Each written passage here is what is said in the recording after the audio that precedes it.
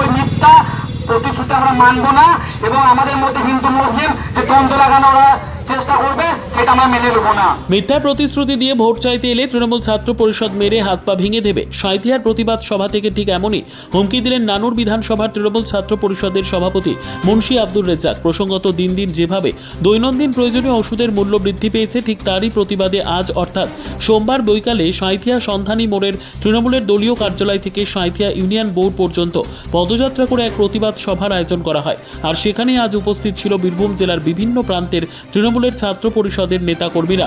সোমবার প্রায় 200 তৃণমূল সমর্থক নিয়ে পদযাত্রা করে এই প্রতিবাদ সভার আয়োজন করা হয়। আর সেখানেই আজ বক্তব্য রাখতে গিয়ে নানুর বিধানসভার তৃণমূল ছাত্র পরিষদের সভাপতি মুন্সি আব্দুর রেজ্জাক বলেন, মিথ্যে প্রতিশ্রুতি দিয়ে ভোট চাইতে এলে তৃণমূল ছাত্র পরিষদ মেরে হাত পা ভেঙে দেবে। শুনুন বিস্তারিত।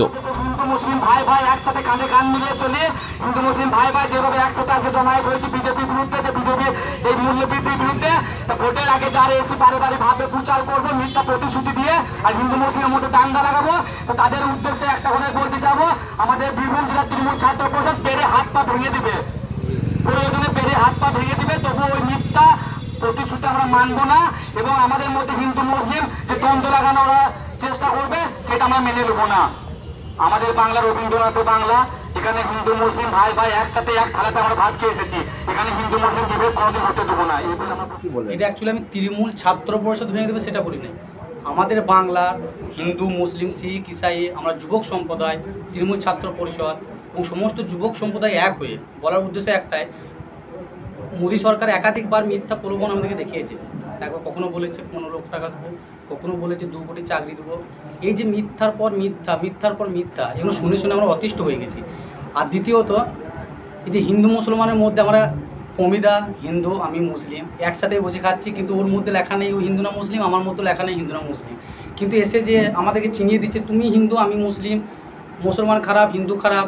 আমরা যদি একটু যদি আমরা ভাবি, এর আগে শিখ ছিল প্রধানমন্ত্রী, রাষ্ট্রপতি ছিল কে মুসলমানদের, শিখদের প্রধানমন্ত্রী, মুসলিমদের রাষ্ট্রপতি। তখন আমাদের দেশ আমাদের ভারতবর্ষ মিসাইল বানিয়ে গোটা বিশ্বকে তাক লাগিয়ে দিচ্ছে। আর আজকে আমার এক হিন্দু প্রধানমন্ত্রী, এক হিন্দু রাষ্ট্রপতি, এক হিন্দু স্বরাষ্ট্রমন্ত্রী, তারপরে বলছে হিন্দু ক্ষেত্রে মেয়ে। এই মিথ্যা কথাগুলো কী জন্য? তা এই কথাটা বলার উদ্দেশ্য একটাই, যে অনেক সময় আমরা যেরকম সুন্দর ফুলের বাগানে যদি পোকা লাগে বা কীট পতঙ্গ লাগে কীটনাশক দিতে হয়, তো সেই রূপে আমাদের যে এই ফুলরূপী বাংলাটা এসে যদি ওরা পোকা হয়ে যে এসে যদি ভাবে এই ফুলটাকে কেটে কেটে খাবো, হিন্দু মুসলিমের মধ্যে বিভাজন করবো, হিন্দু মুসলিমের মধ্যে দাঙ্গা লাগিয়ে দেবো, সেই ক্ষেত্রে বাংলার যুবকরা চুপ থাকবে না, বাংলার যুবকরা মেরে পা ভেঙে দেবে। এই উদ্দেশ্যে কথাটা বলা হয়েছে, শুধু তৃণমূল ছাত্র পরিষদ নয়। দাদা আমার কি নাম ও পরিচয়? মুন্সি আব্দুর রাজ্জাক, নানুর বিধানসভা তৃণমূল ছাত্র পরিষদের সভাপতি।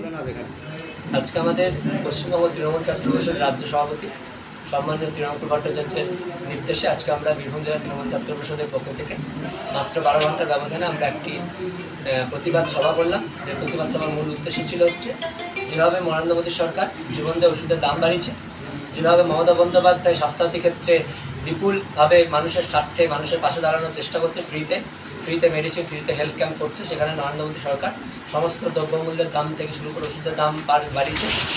তার প্রতিবাদে আজকে আমরা তৃণমূল ছাত্র পরিষদের পক্ষ থেকে একটি পথসভা করলাম, যেখানে নেতৃত্ব দিচ্ছেন বীরভূম জেলা তৃণমূল ছাত্র পরিষদের কর্মী সমর্থকেরা এবং বিভিন্ন কলেজের পড়ুয়ারা। এটা আমাদের মূল উদ্দেশ্য ছিল।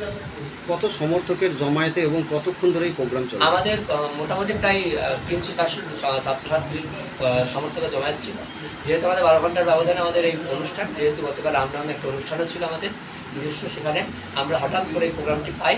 রাজ্য সভাপতির নির্দেশে আমরা প্রোগ্রামটি করে থাকি। আমরা আমাদের দলীয় কার্যালয় থেকে সন্ধানী মোড় কার্যালয় থেকে ইউনিয়ন বোর্ড মোড় পর্যন্ত আমরা পথ সমাপ্তি করি এবং সেখানে গিয়ে আমরা স্ট্রিট কর্নারের মাধ্যম দিয়ে আমরা কর্মসূচি সমাপ্ত করি। এবং আমাদের মূল দাবি ছিল ওষুধের দাম খুব যত দ্রুত হোক কমাতে হবে, কারণ এই ওষুধের উপর নির্ভরশীল হচ্ছেন আমাদের পশ্চিমবঙ্গ থেকে শুরু করে আমাদের দেশের বহু সাধারণ মানুষ, যাদের নিত্য প্রয়োজনে এই ওষুধের প্রয়োজন হয়। সেক্ষেত্রে যে ওষুধের দাম দ্বিগুণ হয়ে যায়, সেক্ষেত্রে সাধারণ মানুষ সত্যি খুবই দুর্বিষহ হয়ে উঠবে সংসার চালাতে। কারণ এই ওষুধের মাধ্যম দিয়ে হাজার হাজার মানুষ কিন্তু বেঁচে আছে, এই ওষুধের মাধ্যম দিয়ে হাজার হাজার পেশেন্ট কিন্তু জীবিত হয়ে ওঠে। তাই ওষুধের দাম যদি বৃদ্ধি হয় সাধারণ মানুষের ক্ষেত্রে খুবই দুর্বিষহ হয়ে উঠবে। দাদা আপনার নাম ও পরিচয়? আমি প্রীতম দাস, বীরভূম জেলা তৃণমূল ছাত্র পরিষদ সহ সভাপতি।